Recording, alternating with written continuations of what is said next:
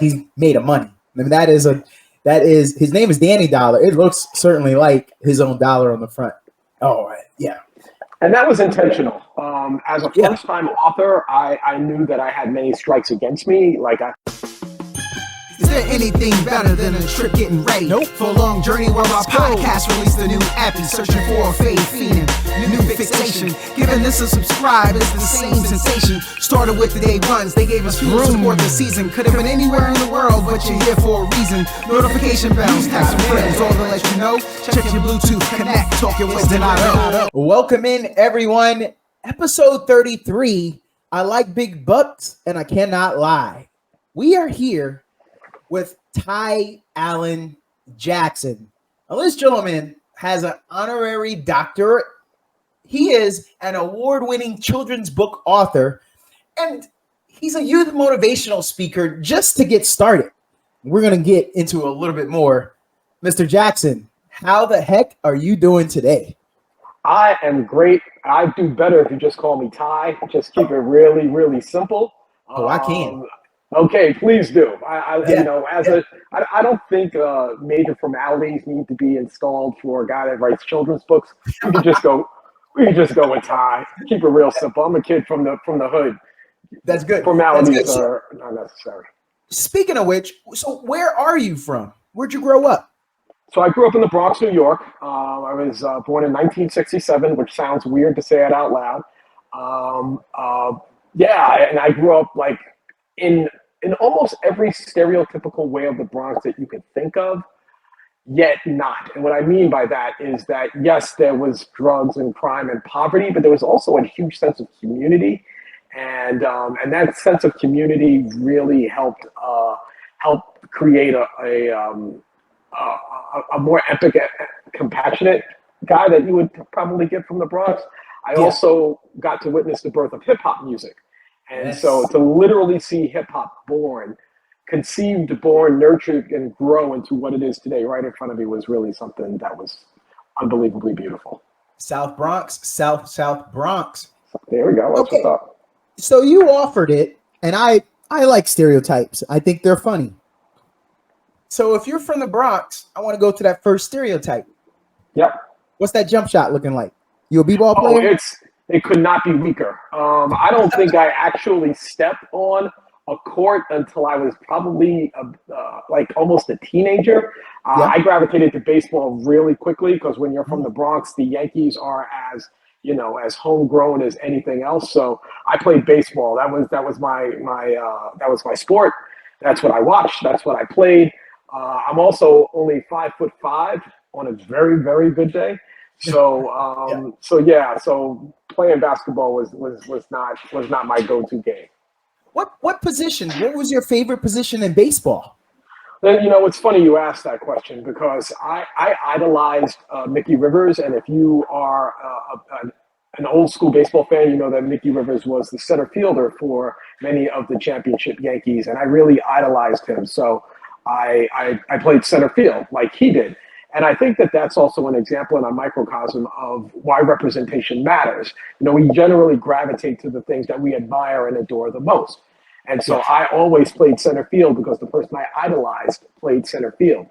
And I know that it's kind of a few degrees of separation, but I think also having books featuring children of color and having them represented in a fun and positive way kind of gives them a sense of idolization towards those characters as well as myself as an author. So I hold idolizing a center fielder from the Yankees from 50 years ago in very, very high regard to how it is I navigate myself as an author today. Center field, I'm going to say you had some wheels and that arm must have been a cannon. It was pretty good. Am I right? I was by far always the fastest guy on the team. Ooh. And I won't say I had a cannon, but I will say don't challenge me. So Did you ever get a Willie Mays basket catch? No, I don't think I was ever. I didn't get the Willie Mays basket catch. What I did get was a lot of Ricky Henderson's almost a home run, but bringing it back. Those I did a Ooh. lot of. Never did the basket over the shoulder basket catch. Never had that. But I've taken away many a home run.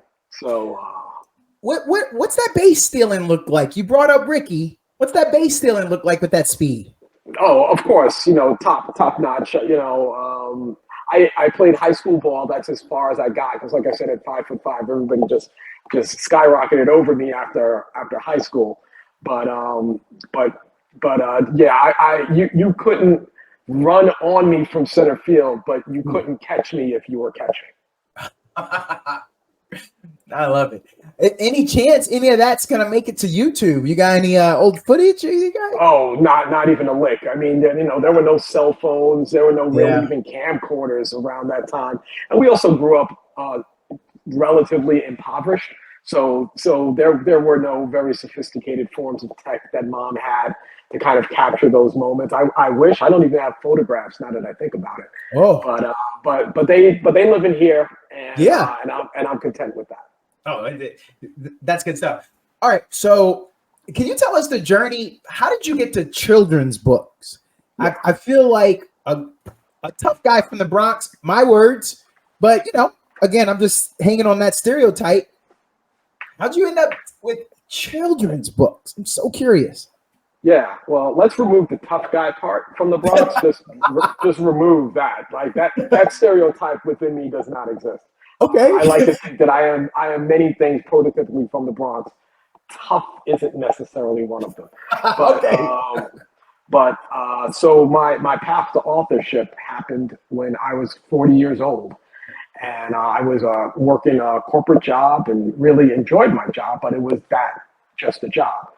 And my son, when he was about 8 years old at the time, he asked a question that would change my life. And he simply said, "Dad, can we open up a lemonade stand?" And we did. And he made $50 in 3 hours selling lemonade. And then he said, "Dad, what am I going to do with this $50?" And I said, "I don't know." So I went to my local bookstore to try to find a book to teach my son about what to do with the $50 that he earned. And I noticed two things. One, there were so few books teaching kids about money. And there were also so few books that featured a young Black contemporary kid that looked like my son in a fun, positive way that wasn't connected with slavery and segregation and overcoming and historical and cultural, just something fun. And so I kind of put those two components together. The name Danny Dollar just popped into my head. I went home and started writing. It took a year to write the story. And after 147 rejections from publishers and agents, I decided to publish it myself. I named my publishing company, Big Head Books. You can see why. And then 2 years after my son said, "Hey, Dad, can we open up a lemonade stand?" this book was born. And it was one of the proudest days of my life because it made me realize that I could do anything I put my heart and soul into. That's exceptional. That cover is remarkable. For those who are only looking at audio, I challenge you to go and look at it. The young man looks like he looks like he's made of money. I mean, that is his name is Danny Dollar. It looks certainly like his own dollar on the front. Oh, yeah. And that was intentional. As a first-time author, I knew that I had many strikes against me. Like I don't have a publisher, I don't have an agent, and I have no distribution at all. So the one thing that I could control was the image of the actual book, because especially for children's books, I feel like you can judge a book by its cover. So I wanted something that was really familiar. And, it looks like a dollar bill. And that's something that all kids, all people would be familiar with. So my book, when it's on the shelf next to a bunch of other books, it really stands out because it looks like something that we're already familiar with. And I think that's one of the reasons why I've been as successful and why I've sold over 150,000 copies of this book alone. Wow. That's awesome. I gotta go back. Rejected 147 times. Bro, when you got to 3 digits, what kept you going? I'm not saying a lot of people are quitters, but I feel like there's some times where we think the writing is on the wall and we talk ourselves out of it to say, well, you're not being efficient right now. How did you keep going and not talk yourself out of this? Well, I may have taken away the tough moniker, but I am resilient. I think resiliency is a huge part of any level of success. And that's something that was instilled in me a long time ago. So I got that high a number of rejections because one of my resiliency and knowing that this was important, um, and as well as just being tenacious. But I also really believed in it, and I also thought that there was no other way. Like this is traditionally how you get a book published. You have to submit it to someone. Someone has to anoint it or approve it. And like just as a novice, I didn't really know any better that you could kind of do this on your own. But the more rejections I received, the more alternatives I tried to find. And so the biggest and most viable alternative for me to be successful in this field was to do it myself. And so, I started my own publishing company, worked with a great team of people to help me get the skill set to learn how to publish. Yes. And I'm fortunate that I did because I'm able now to publish my own books. I have 6 books total, 5 of which I published myself. I've sold over 250,000 copies of those books independently. And it's all because of the being rejected. Because if I didn't get rejected, I wouldn't have had the skill set to do it myself. I'm curious of that process. So you're the guy, you're the brain, you're coming up with the words. What was that journey like with the illustrator? I feel like there could be a little push-pull. Maybe you got to flex and say, "Wait, hey, these are my words." How did that journey go? So as a new author, or as a beginning author, aspiring author, I really had no idea on how to recruit an illustrator. And I went through Craigslist and Googled and even put up posters in schools and stuff like that looking for someone. And it was funny. It was about 3-4 months into the process of looking for an illustrator and interviewing a few people, but not really finding that soulmate type of person. Yes. And then one day, can't make this up, I went to church, and I'm sitting in church, and and I prayed, and I said to God to help me find an author, an illustrator for these books, because He knows my heart's sincere, that I'm doing this for a positive reason. And then something said as I was praying to ask the person next to me. So this perfect stranger, I said, "Excuse me, miss, I know this may sound like really, really strange, but do you happen to know an illustrator?" And the woman said, "Well, my son is very artistic. He happens to be in the choir. Why don't you talk to him?" I approached him. His name is John. He had never illustrated a book before, but he was an amazing artist. I gave him I took him out for tea, and I said, this is the thing that I'm envisioning. And that night he faxed, old school, he faxed me an image of what he conceived the character to look like. And it was this character. And the moment that I saw it, I'm like, that's my guy. And I always say to myself, that was God's way of saying, next time you want something, you ask me first. Yeah. All right. So when you had the opportunity to get this book started, you didn't have any mentors. Were there any people that you could find to kind of help you along? Where did you find just a little bit of help from, if at all?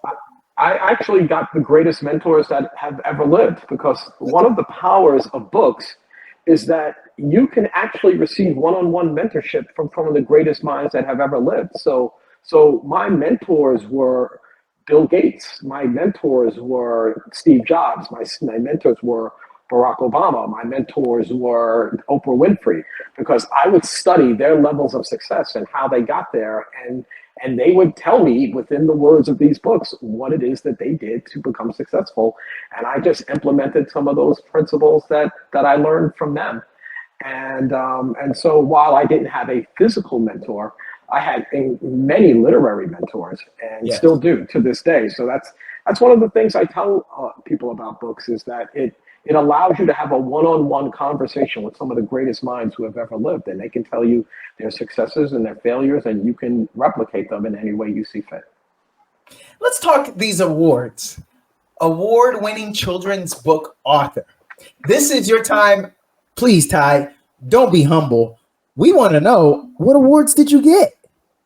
Well, a stereotypical thing from the Bronx you can say is, I won't say that I lack humility, but I'm a proud kid who would definitely pound his chest when he's doing something really, really well.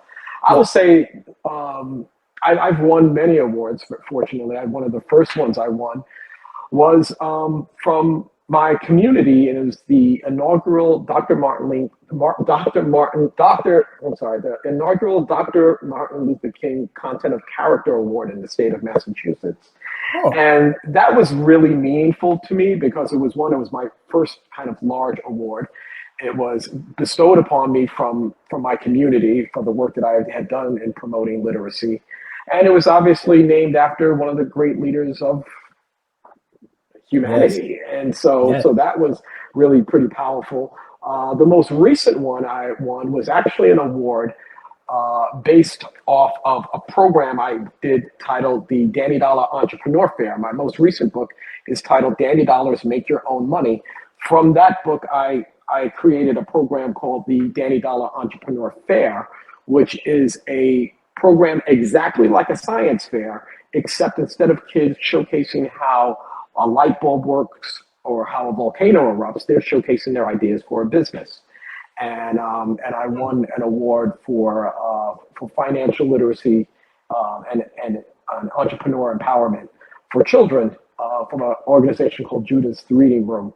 And I'm really, really proud of this program because I think that it is kind of the benchmark for why I'm doing what I'm doing. Yes. As empowering young people to become the best versions of themselves, to introduce financial literacy and entrepreneurship to them, and for them to cultivate that into something that is just theirs. And this Danny Dollar Entrepreneur Fair is the catalyst for making that happen. It's prolific. You said there are 6 books, 5 you published yourself. Correct. Can you kind of talk us through them? I kind of like to know the background. You did tell us about the first book, but just like, how did you get motivated for each book? What was your inspiration? Yeah, so again, Danny Dollar was created, my first book, to teach kids about finance and entrepreneurship because of a question from my son. My second book was titled When I Close My Eyes. It is a book that teaches kids about the power of imagination. And my third book is a book titled The Super Duper Kid, which is just a classic good versus evil superhero story. I created this book. All of my books, I feel like I've created for some type of agenda to teach kids about financial literacy or the power of imagination or self-esteem. This book I wrote for me. This book I wrote because of my love and infatuation for superheroes, for the mythology of superheroes. And so I wrote this book just to make me happy. And in doing so, it's become, out of all the books that I've sold, the kid's favorite book. That every child that's read all of my books will say that this book was their favorite, and I think you can tell because of the joy that radiates from me writing this book. Yeah. I have a sequel to that book titled Move, and which is just a sequel to The Super Duper Kid and his journey. I have a book titled You Are Amazing, I Am Amazing that teaches kids about self-esteem. And those are my 5 self-published books. My most recent book that I aforementioned, Danny Dollars Make Your Own Money, is my only published book from an actual publishing company that saw the success I was having with my first book, Danny Dollar, and asked me to write a spin-off of that book, and that's what this book is. And this book is basically just a blueprint to teach kids how to make their own money, including having a workbook, worksheets in the back that teaches kids that they can create their own budget and business plan, and that's why it's one of the foundation of my program, the Danny Dollar Entrepreneur Fair. For those who are not watching this on YouTube, when he opened that book, there literally was a page that said "My Business Plan" to give kids the opportunity to put pen to paper and actually have this unfold for them. Incredible. So you then reached out and started doing youth motivational speaking. Did that come from the books, or that was just a different passion of love? So it was the result of discovering, as I was, pitching my books to stores and being rejected so often, and then going to schools and talking about my book, I discovered a lot of kids didn't like to read. And that really hurts my heart because I grew up as an avid reader and knowing the power of books. So how do I cultivate a culture of kids who don't like to read? And I've always thought the way to do that was to get anyone interested in anything is to inject humor. Yeah. So I started creating kind of these stand-up motivational speakings to encourage kids to read. And I do this really funny comedic stand-up PowerPoint presentation called The 5 Reasons Why You Need to Read. And I've probably performed that comedy skit that lasts about 45 minutes in maybe 300 schools across the country. Wow. And it really gets kids motivated as well as entertained about why reading matters. And it was that platform of speaking to so many kids about the power of reading that really pushed me forward into becoming more of a motivational speaker and showcasing why reading is so important. But then compounding that with illiteracy and how illiteracy is so much a foundation of so many of the things that ail our country, from mass incarceration to teen pregnancy to drug use to unemployment and poverty. It's all directly, not indirectly, but directly connected to illiteracy. So while I'm inspiring and educating kids in the daytime about enjoying the power of reading, during the evening, I'm visiting jails and youth organizations and schools about illiteracy and why it matters so much. And to uplift our culture and our society. And that had propelled me to do 3 TED Talks about illiteracy, as well as visiting countless organizations and institutions about why we as a society have to push reading and writing and why it just matters so much to uplift our culture and our society.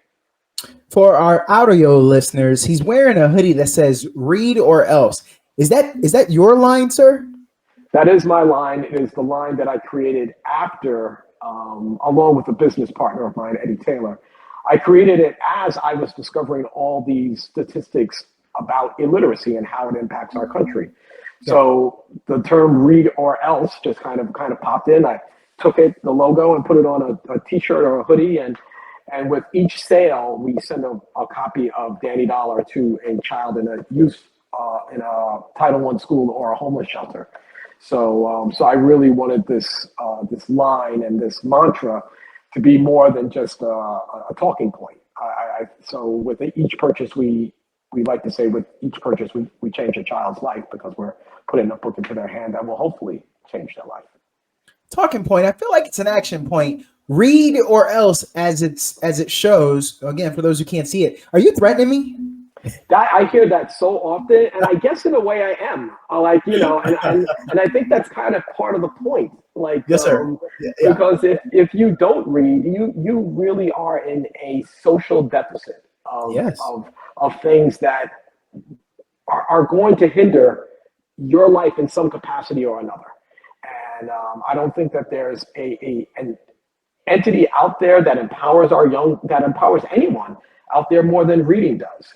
And without that skill set of reading for joy, for pleasure, for entertainment, as well as for academic and education, you're just doing yourself an injustice, and you're just not going to thrive as well as you could otherwise. So yes, it is a threat. 3 TED Talks. Let me see here. You did the first one. You left your wallet, so they asked you to come back. You did the second one. You tripped on your way out, and they said, "Nah, bro, we give you the do-over." How do you get 3? You know what's funny is that many people ask me, "How do you do 3 TED Talks?" And I can say that you do them by doing good work. And what I mean by that is I never applied for any of the TED Talks. They called me. And the reason they called me is that I was constantly, and still am constantly, in my community promoting the power and the joy of reading. And that fosters these relationships with media outlets and as well as corporations and community leaders. And that word gets around. And so when TED is looking for a speaker under a certain type of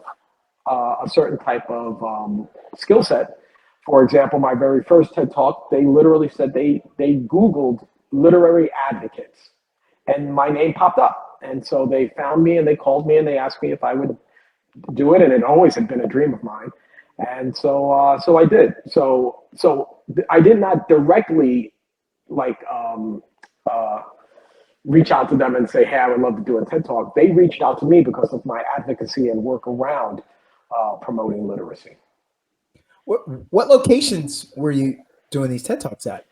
So my first one was in Albany. So the Albany chapter of TEDx reached out to me. My second one was in Berkshire County in Western Massachusetts. And what was funny about that was that they called me 3 days before the TED was going to be done because one of their speakers bowed out. So they had seen my previous TED Talk and asked, could I do one? The only problem was they asked me on a Friday and they needed it, and the TED Talk was on a Monday. So I had 48 hours to come up with the concept and the talk, and it actually wound up being one of my favorite ones. Wow. And then the third one was also in a city called North Adams in Massachusetts. So one was done in Albany, New York. The other two were done in Massachusetts. And in each case, they reached out to me. Huh. I know Massachusetts very well. I lived there, lived over in Bedford, Okay. go down into the city. Would I impress you, Ty, that if I told you I'm a motorcycle rider, I lived that life on too, and I rode year round when I was in Massachusetts. Does that impress you? It's substantially so. Yes, I think that's incredibly impressive. I'll tell people that don't know, they do a great job of cleaning out the roads. I mean, that ride from Bedford, 30 minutes, I layered up. I don't think I would have gone any further. I wouldn't have came in from Worcester, but for Bedford, yeah, I made that work. I love Massachusetts. I think Massachusetts gets a bad rap. I've spent some time in the Northeast. I lived again in Boston for a few years. I had some fraternity brothers. I did join a flag football league, so I'll admit that gave me some connections. But what say you about good old Mass, Boston, the Northeast, and some of the stereotypes they get of lack of hospitality and or kindness? I'm not a fan of Massachusetts. And in part for two reasons. One, again, I was born and raised in the Bronx. I grew up as a Yankee fan. You organically do not like Boston simply because of the Red Sox. So there's that. You're literally at like my first three words were Dada, Mama, Yankee. Like that was those were my first three words. Yeah. So organically, you are just have this innate this hatred. Maybe that's a little strong, but for the Boston Red Sox and Massachusetts as a whole. The other reason is because I don't want to say it's a stereotype, but one, it's very cold.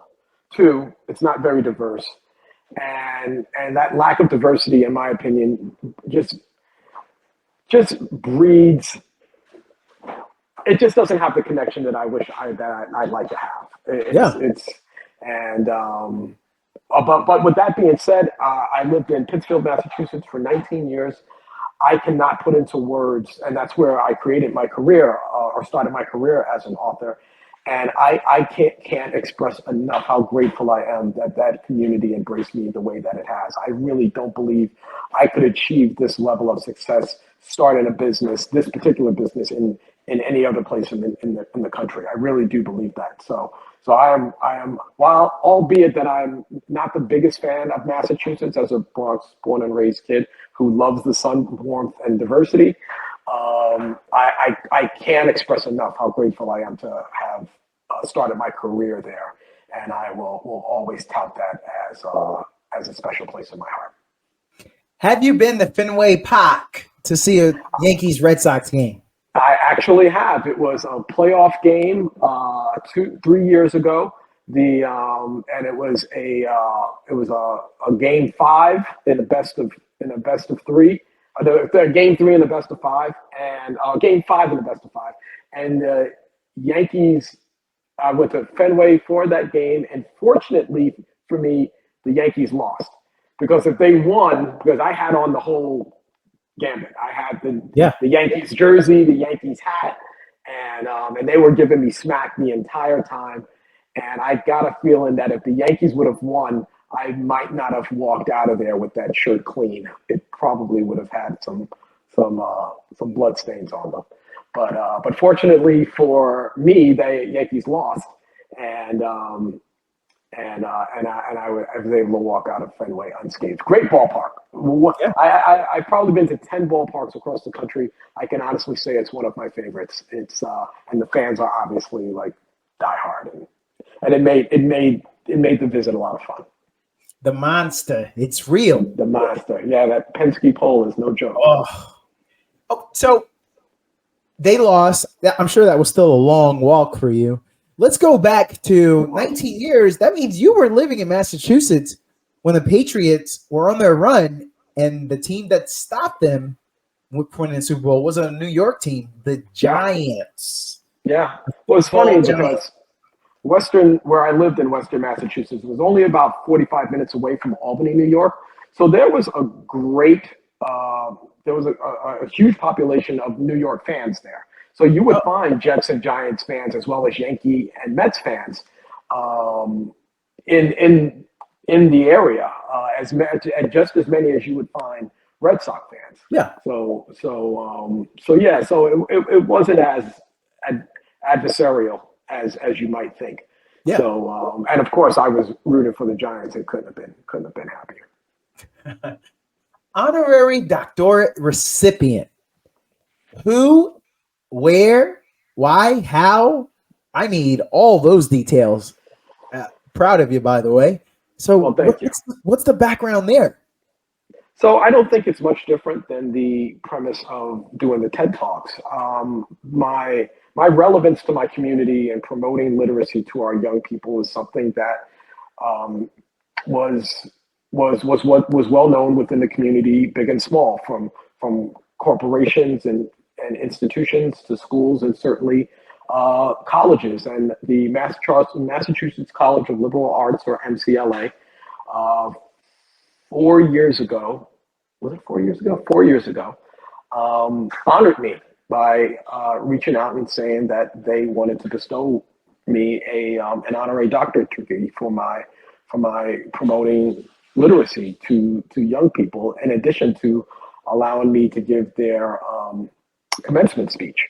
Cool. So that was that, and it was during the era of COVID. So it was all done virtually. Yes. But it was an honor to actually receive. I received it in person. The doctorate, but my commencement speech was done virtually. But I tout that as one of my greatest achievements, in part because I've never gone to college. And I remember hanging out with my collegiate, buddies who had graduated from pristine universities and institutions, and them talking about their collegiate life, and it would be a conversation that I couldn't be a part of. And there was always a little bit of shame, if I'm being really honest, in not having graduated, considering myself a guy of relative intelligence, but not academic. So there was always this kind of, if I'm being honest, a kind of inferiority complex with not having a college experience. So out of all of those friends, not one of them has a doctorate. So now I can go and put it in their face and say, I earned my degree actually doing the work, not studying for the work. So it gives me kind of this little sense of pride that I might not have had otherwise. But yeah, I'm completely honored to have received that, and it's not something that's bestowed upon many. So I'm very, very grateful and fortunate to have one myself. When one has a doctorate, do you lead with that? On some instances, do you lead with Dr. Allan Jackson? I mean, you have it, you got to use it, right? Yes and no. I did some research only to discover that for an honorary doctorate, it is frowned upon to use the title of doctor. Okay. So I don't use it in a blatant professional sense, but I do in kind of a subliminal when I'm reaching out to schools and organizations. I think that the moniker of doctor is appreciated and valued. So, Yes. so on my resume, I certainly put, when I'm reaching out to an organization, that I'm an honorary doctorate recipient. But I don't generally like it. I don't boast myself as Dr. Allan Jackson. It's frowned upon technically Okay. in the world of academia. But like just socially, like when I'm hanging out or whatever, I might throw it around every once in a while. Hey, can somebody pass the macaroni and cheese down here to Dr. Allan Jackson? Just figure that's where I That's would use awesome. it any and Yeah, every yeah, chance. yeah, yeah. Oh, for sure. Like, Does the wife call you doctor? absolutely not. She wants Ah, the opposite. She calls me many things that would probably be completely adverse to a doctor. Knucklehead, bozo. Like there's a yes. whole bunch of other things. But doctor, no, no, not even close. When you're accomplished, how how does that mate treat you? Are they the ones that keep you grounded? Are they the ones that bring you back and say, "Man, I knew you back when"? Is that kind of accurate with your spouse, or do you enjoy the maybe the hoisting up on their shoulders to say you the man? I'm just kind of curious. Yeah, for this, but for my girlfriend, who has only been my girlfriend of a year, oh, going on 2 years actually. Oh, okay. Um, I'm very fortunate that she is not impressed by much. Okay. So titles and prestige and hierarchies mean absolutely positively nothing to her. So it's very cool that she doesn't uh, look at this work as something that should be exalted. But she is very, very proud of the work, and she really admires my commitment to bettering the lives of young people through literacy. But she definitely makes sure that it's not something that I can use as a way to kind of, boast my ego. Yes. No, like that's not happening with her, and I'm grateful for it because Yeah. she keeps things in real, true perspective. For her, it's about how we treat others, not titles that we're stowed upon, and that's really what should matter anyway. With your youth motivational speaking, being a literacy advocate, I'm sure in visiting some schools, seeing some kids in circumstances, I like that you're giving out a book to, you think you said Title One or homeless Mhm. shelters. Um, is there one time where you engaged with a young student, a young reader, and it broke you? Well, there are in positive ways. Yeah.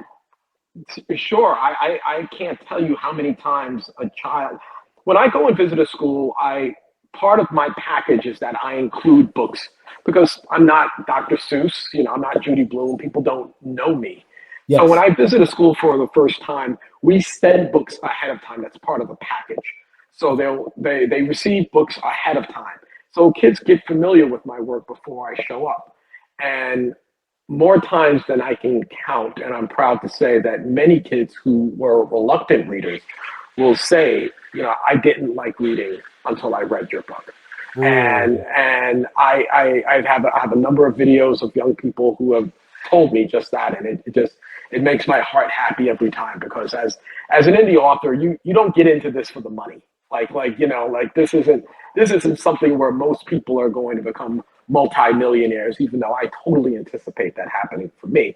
But for most it does not. You do it because it matters. You do it because this speaks to your heart and you have a message that you want to get out into the world. And nothing is more gratifying than when someone receives that message and uses it to kind of fulfill their own message. And so when young people tell me that they hated reading until they saw my book or read my books, it is the most gratifying thing that I can think of as an author. I mentioned earlier you have 6 books, 5 self-published. That's prolific in my eyes. Where do we go next? Do you have another book? Spoiler alert that you already have that you're workshopping. Do you think you need to give it a little time? Is it getting harder for you? Where are you at in that process? That's a great question. I am currently right now working on a sequel to my very first book, Danny Dollar, although I have a spin-off of that book. I don't technically have a sequel. So I've been working on that over the summer. I like to say I'm 2/3 of the way done, so I hope to have it out by mid next year. But I'm cashing in all my chips on the Danny Dollar Entrepreneur Fair.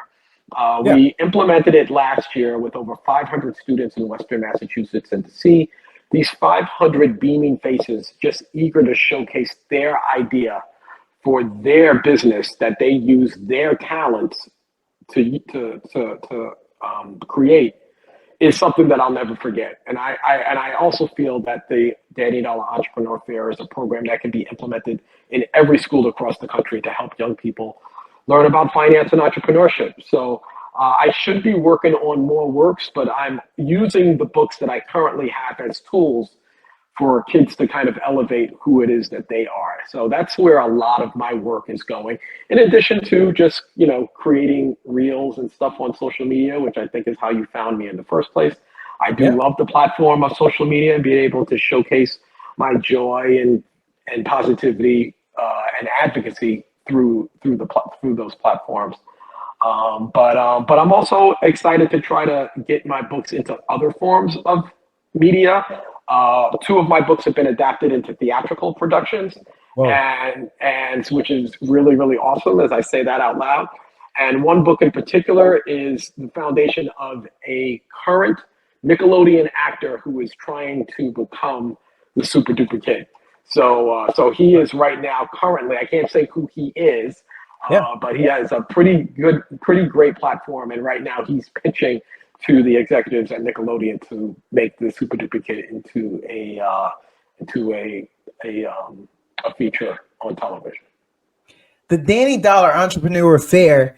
I mean, I got a cousin in Bed-Stuy. I mean, he always got something that he says I can take this and I can flip that into that. What's the do I send them through? First question. Second question, what's that age range? How low do you dip for the fair and how high do you go? So for the fair, we've targeted fifth graders solely. So it's the book age range for this is we would say from as early as third grade to maybe sixth grade. So as far as grade levels are concerned, but fifth grade is the target audience for the Entrepreneur Fair. We like the idea where most fifth graders, at least where we are in where I was in Western Massachusetts, that's their last year of elementary school. And I feel like that's an ideal space for kids to kind of cultivate this entrepreneurial component to their lives. And so we do it with just fifth graders. We're not opposed to doing it with other grade levels, but we feel like fifth grade is the sweet spot for that. Yeah, I get that. Do you often get people that maybe come up to you and say, you know what, Ty, I got an idea. I got an idea for you. Does that happen? As an idea for a book or idea for a business? For a book. It happens way too often. And that. Yeah, it happens way too often. And most people come in with the objective of an idea for me.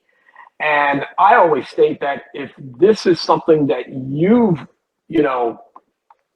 brought as an idea, then it's something that means something to you.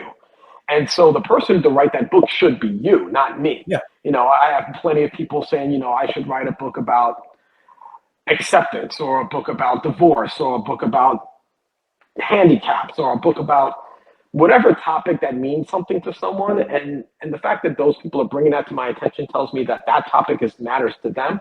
And that person that write the book should be them.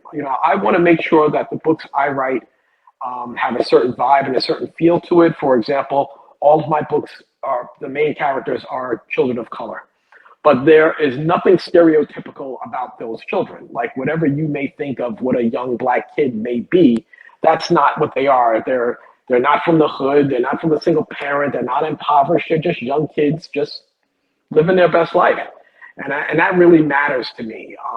I want my books to be joyful. I want them to be broad so that every kid can enjoy them without the heaviness or the stigma of things that adults put on them. I just want them to read for joy. because that's how I became a reader and how I found my purpose place in life, just by reading about things that made me happy. And that's exactly what I want to do for our young people. Ty, to get to know you a little more, what are you listening to now in the car? What music? Where are you at? What genres do you start with? I'm just curious there. Sure. I've got a hodgepodge of places. Usually, if you go to my Sirius XM radio, the first one is smooth jazz. That's my primary default channel. I love jazz. It's just kind of homegrown for me. It's just a comfy, warm pillow. The opposite of that would probably be old school hip hop, followed by classic rock. I'm a huge classic rock fan. And then oddly enough, Howard Stern. I am a big Howard Stern fan for many, many reasons. I've been listening to him ever since I was in middle school. And I admire him. I don't think he's crass. I think if you really listen to him, you wouldn't get that impression at all. He's a very dedicated family man and husband. But what I love most about Howard Stern is his resiliency. No matter how many times he's been fired, no matter how many times he's been fined, no matter how many times he's been reprimanded, he sticks to who he is, and he makes you conform, not him. And I really admire that about him. We should all have that sense of conviction about what it is that we stand for. And that has made him arguably the most important radio personality in the history of radio. And that's one of the things I admire most about him. Not to mention, I just think he's funny. You mentioned hip hop. You talked about the being around, seeing the birth. Ty, I need to know. I'm not going to argue it. What's your top 5 dead or alive? Oh man, great question. Okay, so number 1, Biggie. Albeit that he doesn't have the catalog that many other hip hop artists has. I don't think anyone has more talent. Biggie's number 1. Ice Cube is number 2. Ice Cube. As an art, America's Most Wanted, his first album, is still, in my opinion, one of the greatest albums ever made.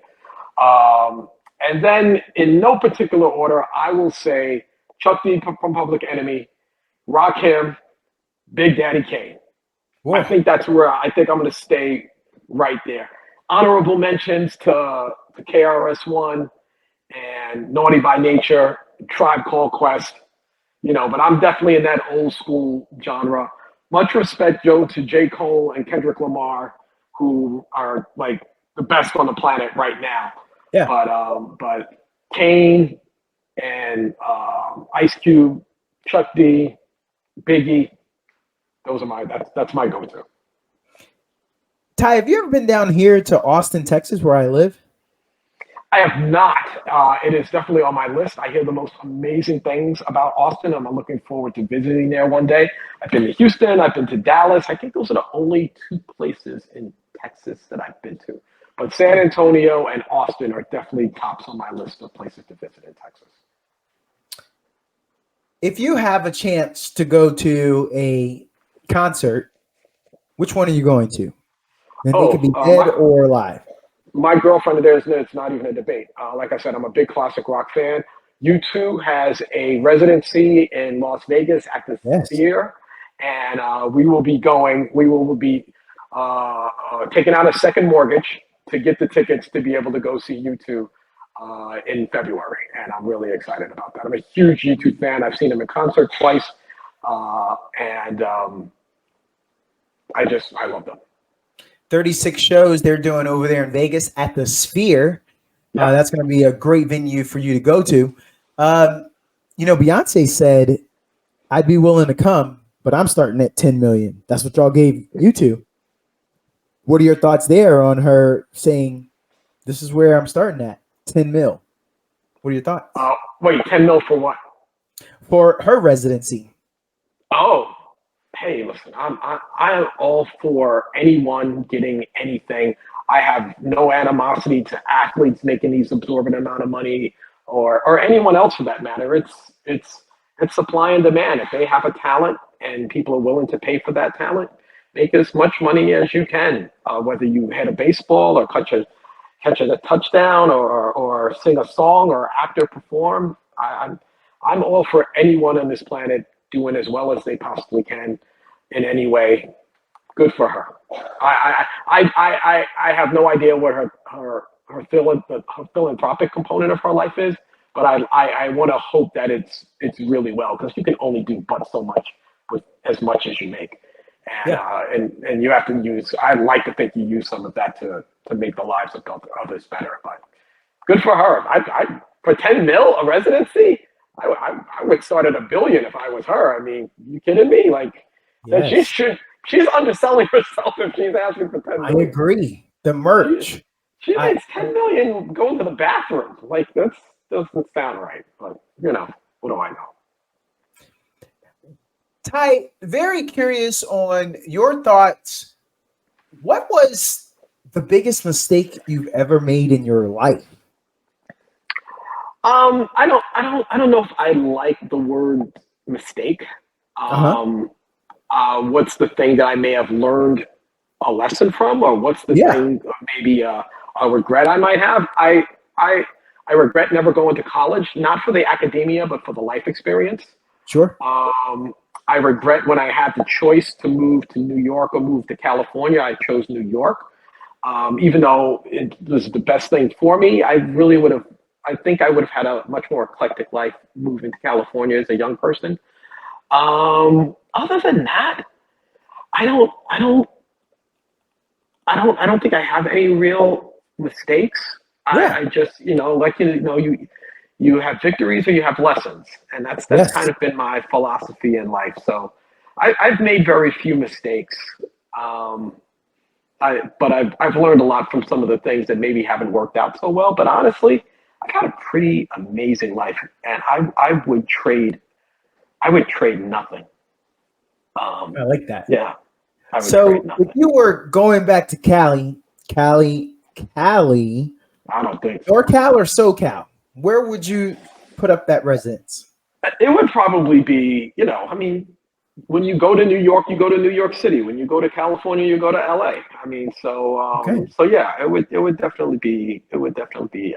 Like, it's one of my favorite cities in the world. It's unbelievable. It is just it's an adult playground, and and I'm looking forward to exploring it more now that I'm a Californian. I'm so curious on what is your favorite car? A man of the 60s, you've been able to see some gems. I'm thinking the Shelby, Eleanor, famous from Gone in 60 Seconds. I'm thinking of that GT that Ford made. What's your favorite car? So as a kid, my grandfather gave me a model Porsche Carrera 911. Ooh. And that has stuck with me my whole life. And I vowed that before I hit 50 years old, I would own a Porsche. I'm 56 now, and I have not gotten that Porsche just yet, but I will not be buried in the earth until I have that car, until I own that car. So yes, Porsche Carrera 911 white. It is inevitable. I am a Porsche guy. The Cayman is the one, that mid-engine, if you remember. It's sure-footed as a goat. That's my Porsche that I like. The Bentley would be my car of choice. Good call. Can't go wrong with that Continental, that Flying Spur. The Cadillac CTS-V draws my attention. There's a lot of power on tap. So those are the ones that get me going. My very first car, Ty, was a 73 Cadillac. Wow. That's dope. Had the 8-track in it. Wow. And a bunch of skinny high schoolers. We could fit 4 or 5 people in that front bench seat. Yeah. I saw you were on a longboard on one of your reels. So I'm a skater. And yeah, our boards would fit in that trunk and we would go and have a session. So short board for street skating, or are you a longboard aficionado? I am neither. That was just a prop to use for this particular post that I was doing. Yes. That was my girlfriend's son's skateboard. Yeah. Skateboarding is not my thing. I have rollerbladed when I lived in New York City. I actually used to rollerblade to work Oh. through Central Park, which was an obnoxious amount of fun. But I just bought some new skates last year. I have only worn them once, I'm ashamed to say. But now that I live in California, I definitely want to be part of that skating vibe. So I will be doing that, but probably not skateboarding. I don't say no to anything. I try anything, but skateboard is probably not the thing I want to do. I think I'd rather roller skate. You looked comfortable, skateboard. so kudos to you. Oh, You did a great thanks. job. I appreciate that. What? Let's go back to this roller skating. You're at the roller rink. Yep. This song comes on. You know you ain't sitting down. What is that song? You know what? As a kid, I used to roller skate a lot, and when Queen's Another One Bite the Dust would come on, yeah, man, it was just something about that song. Boom, boom, boom. Yeah. Boom, boom, boom, boom, boom, That boom. slap. There was just something about that. Yeah, like that song was that and the Sugar Hill Gang, which I think I just did. Yes. Those were Yeah. two songs that once those two songs came on, you weren't sitting down. I feel like there's some poetry energy in you. Would I be correct there? You would be very incorrect. Not a poet, not an appreciative of poets as much as I probably could and should be. Not a thing for me, except for one exception, and that's Shel Silverstein, who is a children's book author, genius extraordinaire. His poets and poetry are my biggest inspiration as an author. And if you're not familiar with Shel Silverstein's work, he wrote a book called The Giving Tree. That's probably his most popular work. And but he has a number of other books with tremendous amount of poetry. Where the Sidewalk Ends is one of his more popular ones. And but outside of that, and maybe a little Emily Dickinson, I'm not much into poetry, not reading or creating. Ty, we're almost out of here. I ask all of the guests, I believe in 6 degrees of separation. Who is the most interesting person that you know, and what are you willing to do to help me get them on this podcast? They don't have to be rich. They don't have to be famous. Yep. Interesting. That's the word. Yes. That's a great question. And this may sound just as a softball. My mom. I think my mom has had a really eclectic life. She worked in a place called Spofford in New York, which is basically the Rikers Island of children. And she was a counselor for them. And I can honestly say that any child she engaged with saw the world a little bit differently afterwards. Yeah. And I think the power that she wielded as this loving, angelic soul was something that even the most hardened young people couldn't dismiss. And not to mention, she raised,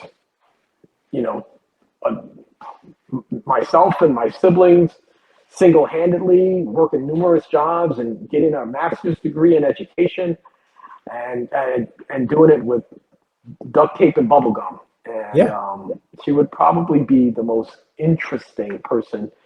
Not to mention, she's just my mom. But if I had to think of anybody else, boy, that would be a tough one. It's funny. Many people think that they have a book because they think their lives are so interesting, and in most cases, they're not. Yes. Most people's lives are pretty humdrum. You may think your life is interesting, but it's probably not interesting to everybody. Everybody's got their own journey with their own trials and tribulations and their own victories and failures, and yours probably isn't much different than anybody else's. And so that book that you think that is out there, but as your life story, it's not the juggernaut that you think it is. But yeah, I'm gonna just default to my mom. So what would you be willing to do? You'll put a little bug in her ear and say, "Hey, Ma, I got this guy. He'd be interested in having you come on a podcast." Would you have to explain to her what a podcast is? I would no, because she's had her share of podcasts listening, mostly because of me. I don't think she proactively listens to podcasts, but when I'm doing one, she listens to almost every one of them, almost, and it's an audio scrapbook. But I think that she would be interested. Getting her to navigate to get physically on one might be the bigger challenge. Sure, She's sure. very inept when it comes to tech, but I think I could make it work. And I'll tell you, she would be a really fun guest. And she has a beautiful story. She's a beautiful soul. And I think that she would give you a really, really good interview. So if you want it to happen, I will make it happen. Ty, I got 2 final questions. Go for it. Number 1, what would your peers say about you to describe you? I think they would say I had a really great sense of humor and that I am tenacious when it comes to getting what I want. Like, there is no boulder that you could put in front of me to get the thing that I want to get. That boulder will be moved. But that I also have a pretty decent sense of humor. And I think those would be the 2 things that most people would say about me. Ty, the last question is, would you be interested in any of your books being audio?